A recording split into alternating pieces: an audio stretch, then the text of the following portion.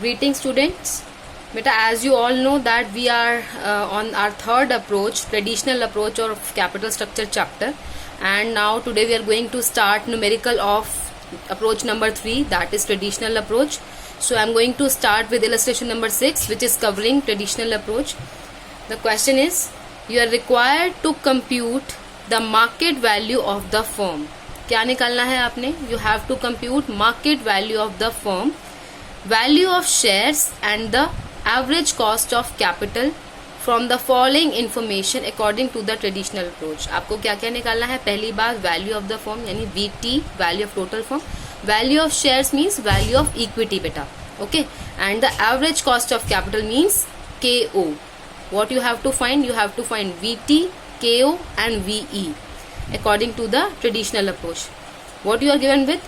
Net operating income. I have already told you what does net operating income means. Net operating income means EBIT, earning before interest and tax, and that is given as rupees 3,50,000. Total investment is given as rupees 15 lakhs. Total investment क्या है? I'll tell you later. Equity capitalization rate आपको KE दिया हुआ है. Equity capitalisation rate मतलब मैंने आपको पहले भी बताया था बेटा, it means KE, cost of equity को ही इक्विटी कैपिटलाइजेशन रेट बोलते हैं. 3 केसेस में KE दिया हुआ है. First cases if the firm uses no date.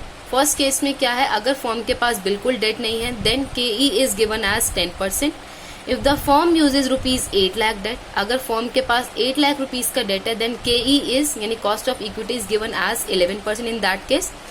If the firm uses rupees 10 lakh debt, इसका मतलब क्या है? अगर फर्म का डेट जो है 10 लाख रुपीज है then KE is given as 13%. Okay, what you have to do? You have to assume that the cost of debt of rupees 8 lakh is 6%. अगर कंपनी का जो डेट है 8 लाख रुपीज था, मीन्स द केस नंबर 2, अगर company के पास date जो है 8 लाख था then KD will be considered as 6%. That is given directly कि कॉस्ट ऑफ डेट जो है 8 लाख डेट के ऊपर कितना है? 6%. इट मीन्स KD 8 लाख के ऊपर कितना दे रखा है? 6%. And that of rupees 10 lakh, और 10 लाख के ऊपर कितना KD दिया हुआ है? 8%. इस केस में बेटा क्या हुआ? आपका KD भी चेंज हुआ दिखा रखा है, जैसे हमने डायग्राम में भी पढ़ा था, आपने देखा होगा. तो अभी अगर हम चेक करते हैं कि ये कैसे प्रूव करता है डायग्राम को. पहले जब डेट नहीं है तो कुछ नहीं, डेट को KD दिया हुआ. ऑब्वियसली जब डेट ही नहीं होगा तो KD कहाँ से होगा? Second case was the debt is given as 8 lakh rupees and the KD is given as 6%. And when the debt is given as 10 lakh then the KD is given as 8%. Okay, so in this case बेटा how do we have to solve these type of questions? Same जैसे मैंने आपको बताया था बेटा, जब भी आप कोई क्वेश्चन स्टार्ट करते हैं तो आप किससे स्टार्ट करते हैं? हमेशा EBIT से आपको क्वेश्चन स्टार्ट करना है. So in the same way we are going to start the question with EBIT, earning before interest and tax. So how do we have to do? Check. We will start it with EBIT. Okay, EBIT. इस question में मुझे EBIT कितना given है? EBIT given है मुझे इस question के अंदर, जो मेरी नेट ऑपरेटिंग इनकम है that is my EBIT and that is given as rupees 3,50,000. And we are given with the 3 cases in this.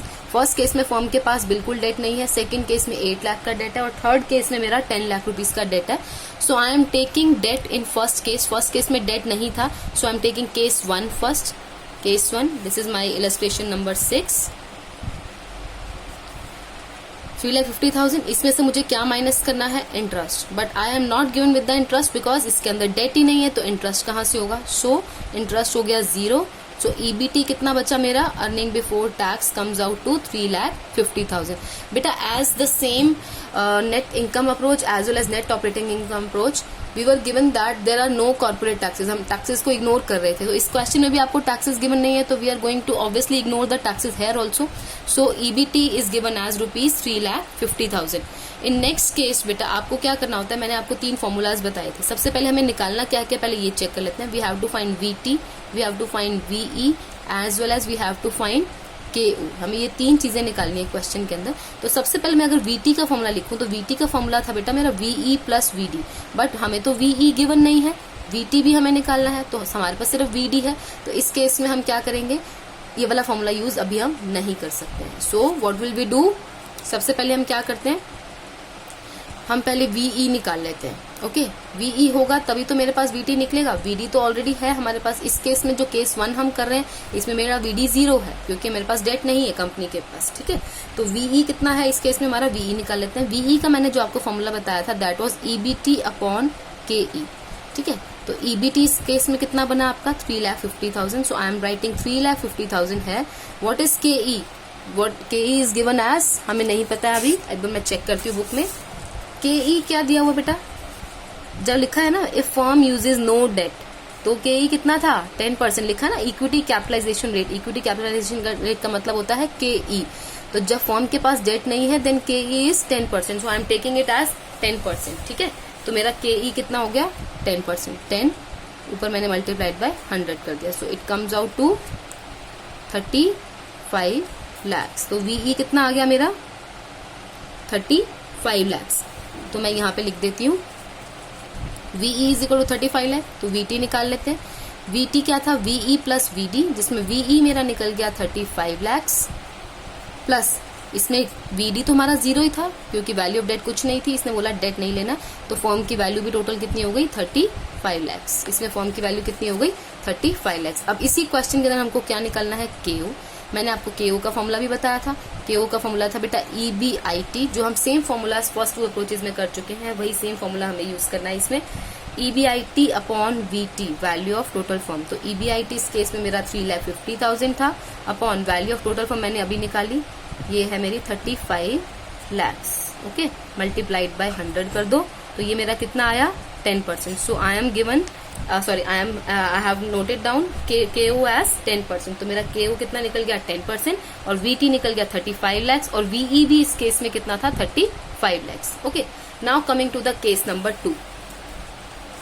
Case number 2 क्या है, व्हेन फर्म यूजेस डेट, कितना हो जाता है फर्म के पास डेट ऑफ रुपीज 8 lakhs। जब firm के पास 8 लाख का डेट है तो आपको कैसे करना है क्वेश्चन, तब देखते हैं। Same way you are going to do the question and we are going to start with EBIT, या जो नेट ऑपरेटिंग इनकम आपकी दे रखी थी क्वेश्चन में गिवन थी, इट वाज गिवन एज 3,50,000। सबसे पहले इंटरेस्ट माइनस करते हैं। अब इंटरेस्ट कितना माइनस करना पड़ेगा, डेट है आपका 8 लाख का, तो 8 lakhs मल्टीप्लाइड बाय कितना परसेंट इसने दे रखा है। देखो क्वेश्चन में गिवन है कि जब फर्म के पास डेट जो है 8 लाख रुपीज का है, सी लिखा है ना, you have to assume that the cost of debt is 8 lakh is 6%। जब कॉस्ट ऑफ डेट 6% है तो कितना डेट था हमारा 8 लाख का, यानी कि जब 8 लाख का डेट है तो कॉस्ट ऑफ डेट कितना मान के चलना है आपने 6%, और जब डेट आपका 10 लाख हो जाए तो आपने कितना मान के चलना है केडी 8%। तो मैं यहाँ पे इसको 6% मान के चल रही हूँ क्योंकि इसने साफ साफ कह रखा कि 8 लाख पर आप 6% लेंगे। So I am taking 6% of 8 lakh. तो ये मेरा कितना आता है 48,000, ठीक है। इसमें से मैंने क्या माइनस करा 48,000। 3,50,000 माइनस 48,000 कम्स आउट टू 3,02,000। ये मेरा ईबीटी आ गया। अब मैंने क्या करना है, सेम वे मैं पहले वीटी का फॉर्मूला लगाती हूँ, लेकिन वीटी के लिए मुझे वीई प्लस वीडी चाहिए, बट मुझे क्वेश्चन में तो वीई भी निकालना था, तो क्यों ना हम पहले वीई ही निकाल लेते हैं। V E is equal to EBT upon K E, है ना। तो ईबीटी निकाला हमने 3,02,000। केई हमारे पास क्वेश्चन में गिवन था। आप सेकंड वाला केस देखना, न्यूमेरिकल में जब लिखा है if firm uses 8 lakh rupees debt, तो इक्विटी कैपिटलाइजेशन रेट कितनी दे रखी थी हमें 11%। So I am taking it as 11% multiplied by 100। Question के अंदर ही गिवन थी बेटा आपकी केई, आप चेक करना जहाँ 11% लिखा है, जब फॉर्म सेकंड वाला पॉइंट लिखा है जब firm uses 8 lakh rupees debt, है ना। तो जब मैं इसको सॉल्व करती हूँ तो इट कम्स आउट टू, मेरे फॉर्म वैल्यू ऑफ इक्विटी निकलती है 27,45,455। 27,45,455 मेरी वीई निकल जाती है। अब मुझे वैल्यू ऑफ टोटल फॉर्म निकालना है। So let's calculate V E plus V D. V E निकला 27,45,455 प्लस वीडी कितना है, वैल्यू ऑफ डेट इसके अंदर मेरा था 8 लाख रुपीज, मैंने इसके अंदर 8 लाख प्लस कर दिया, तो मेरा ये आता है 35,45,455। ओके, तो ये मेरी वैल्यू ऑफ टोटल फॉर्म निकल गई। वीटी मेरा निकल गया, ओके, वीई मेरा निकल गया, ये मेरा वीई है, ये मेरा वीडी है। और क्या निकालना था क्वेश्चन में आपने, you had to find out K O. K O का फॉर्मूला क्या बताया था मैंने आपको, EBIT upon V T multiplied by 100। and EBIT is given as rupees 3,50,000 upon value of total firm is given as 35,45,455 multiplied by 100. कितना आता है लास्ट परसेंटेज अगर हम निकालें तो ये मेरा परसेंटेज आता है, just wait, if I solve this then my answer is 9.87%. Okay, तो मेरा इसमें मेरा VT भी निकल गया, VE भी निकल गया और मेरा KO भी निकल गया. तो मेरा KO है इसके अंदर 9.87%. नाउ बेटा केस नंबर 3. केस नंबर 3 क्या था? जब इस कंपनी ने डेट बढ़ा दिया, कितना 10 लाख रुपीस का अपना डेट कर दिया, KE कर दिया 13% और KD हो गया 8%. क्वेश्चन में KE KD दोनों गिवन है, कितने डेट पर? 10 लाख रुपीस डेट पर. ओके, तो अब आपको ये केस बेटा खुद सॉल्व करना है कि हमारा, अब आपको क्या 3 चीजें निकालनी है. सबसे पहले you have to find out VT, then you have to find out KO and then KO as well as VE. ये तीनों चीजें आप निकालेंगे. जब मैं इसको सॉल्व करूंगी so I am going to write answers directly here, but you will solve in your notebooks. आपको पता होना चाहिए कि आंसर्स आपके कैसे आए हैं. जब मैंने इनको सॉल्व किया बेटा तो मेरा पहले मैं VE लिखती हूँ. VE मेरा आया 20,76,923. VE आपका आएगा 20,76,923. VT आ रहा है मेरा, वैल्यू ऑफ टोटल फॉर्म आ रहा है मेरा 30,76,923 and the last thing is KO. KO इस क्वेश्चन के अंदर आपका आ रहा है 11.38%. Okay, 11.38%. So as usual you are going to draw a table at last. ये तीनों पार्ट्स आपके हो गए, यानी ये केस नंबर 3 के आंसर्स थे आपके. आफ्टर दैट जब आप तीनों केसेस के आंसर्स निकाल लेंगे बेटा, you have to prepare this table at the end and what you have to write, let's see. कैसे आपको इसको कंक्लूजन लिखना है ये चेक करते हैं एक बार. सी, यहाँ पे आप लिखेंगे डेट, इधर लिख दो KO, KE and KD as well as VT.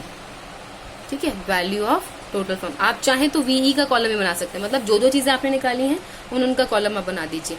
ठीक है, तो सबसे पहले डेट कितना था? 0. सेकेंड केस में डेट कितना हुआ? 8 lakhs 50. थर्ड केस में डेट हुआ आपका 10 lakhs. ओके, KO कितना निकला था? लास्ट केस में निकला था KO 11.38%. सेकेंड केस में निकला था आपका 9.87% और फर्स्ट केस में निकला था KO आपका 10%. KE was already given in the question as 10%, 11% and 13%. Okay, KD was also given in the question और KD कितना कितना दिया हुआ था आपका? पहले तो ऑब्वियसली कुछ कॉस्ट ऑफ डेट नहीं होगा, जब डेट ही नहीं है तो कॉस्ट ऑफ डेट तो कुछ होगा नहीं.